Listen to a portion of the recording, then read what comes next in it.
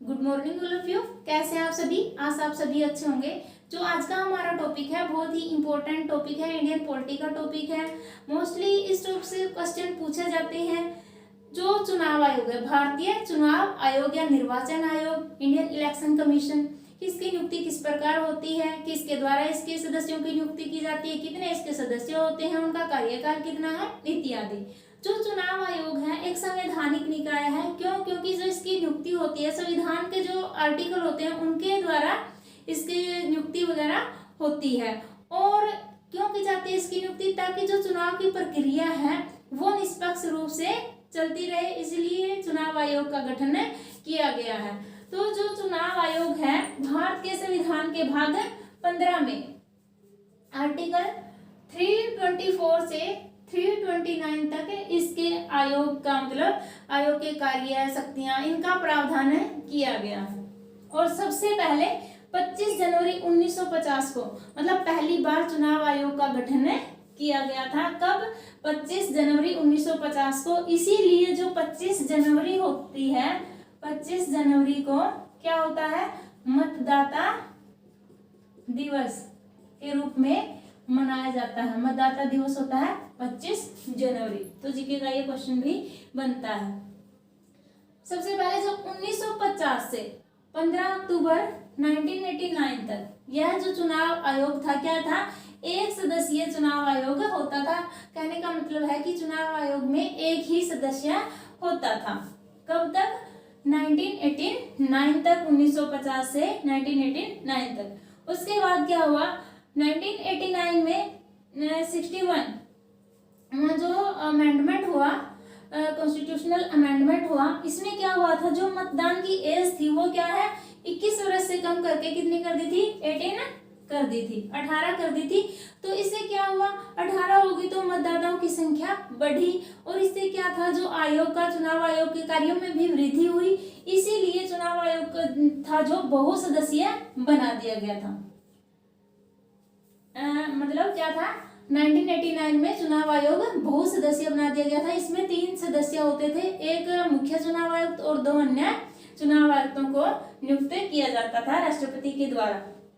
1990 में 1990 में क्या हुआ, फिर एक सदस्य इसको बना दिया गया। लेकिन 1993 से पुनः 3 सदस्य चुनाव आयोग की नियुक्ति राष्ट्रपति के द्वारा की जा रही है। और तब से लेकर आज तक क्या है, जो चुनाव आयोग है एक उसमें 3 सदस्य होते हैं, या यह कहें कि यह बहुसदस्यीय होता है।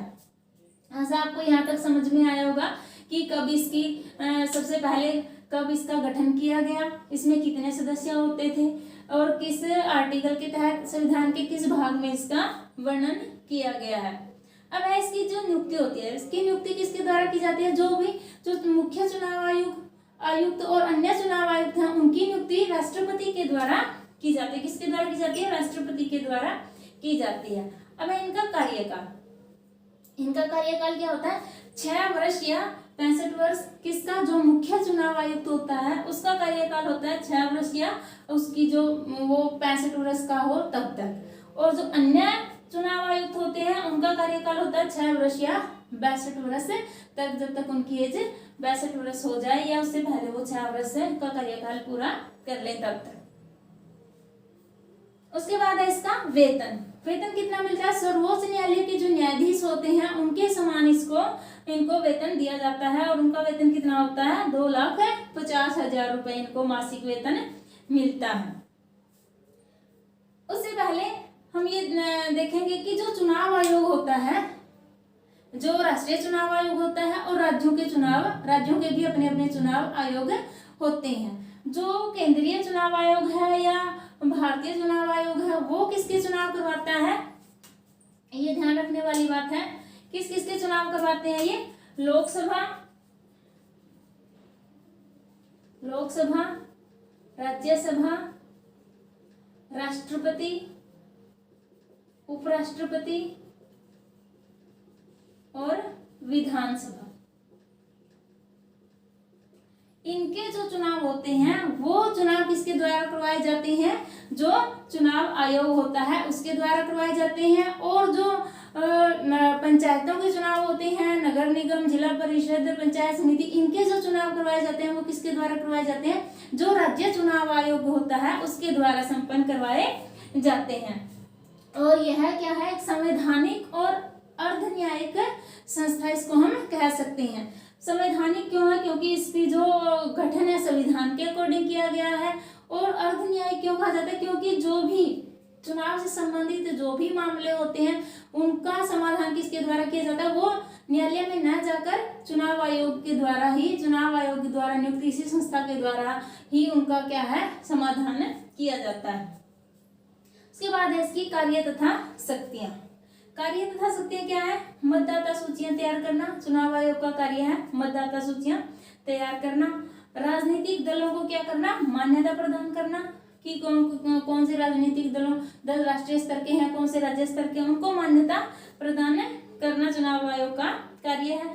चुनाव चिन्ह आवंटित करना, चुनाव में किसको क्या चिन्ह देना है ये भी चुनाव आयोग के द्वारा आवंटित किए जाते हैं। आचार संहिता तैयार करवाना, आचार संहिता तैयार करवाना तथा उसको लागू करवाना भी क्या है? चुनाव आयोग का महत्वपूर्ण कार्य है। आचार संहिता क्या होती है? आचार संहिता मतलब चुनाव के नियम ही होते हैं जिनको लागू करवाना चुनाव आयोग का कार्य होता है। मतलब कि जो चुनाव की जब से घोषणा की जाती है कि चुनाव उस डेट को होंगे, उसी दिन से क्या है? आचार संहिता लागू हो जाती है। और जो चुनाव मतों की काउंटिंग होती है उस तक यह लागू रहती है। चुनाव शांतिपूर्ण संपन्न करवाना चुनाव आयोग का कार्य है। और चुनाव को अयोग्य घोषित करना, अगर कहीं से कंप्लेन आती है कि चुनाव में क्या है मतलब सही साधनों का प्रयोग नहीं किया गया है या कहीं पर अहिंसा वगैरह होती है, जबरदस्ती वोटिंग करवाई जाती है, तो चुनाव आयोग क्या है? चुनाव को क्या है? अयोग्य घोषित कर सकता है या दोबारा चुनाव करवाने की अनुमति दे सकता है। उसके बाद है कि जो निर्वाचन आयोग है इसकी स्वतंत्रता के लिए संवैधानिक प्रावधान किए गए हैं कि चुनाव जो आयोग होता है वो अपना कार्य कैसे करे? निष्पक्ष रूप से करे। उसके लिए संविधान में कुछ प्रावधान किए गए हैं। तो वो क्या है कि यह एक संवैधानिक संस्था है। क्यों? क्योंकि जो संवैधानिक संस्था होती है वो निष्पक्ष रूप से कार्य करते हैं, उसके ऊपर किसी प्रकार का दबाव नहीं रहता, इसीलिए क्या है मतलब यह सही प्रकार से कार्य कर सकती है, संवैधानिक संस्था है। महाभियोग द्वारा हटाया जाना, जो चुनाव आयोग है उसको कैसे हटाया जाता है?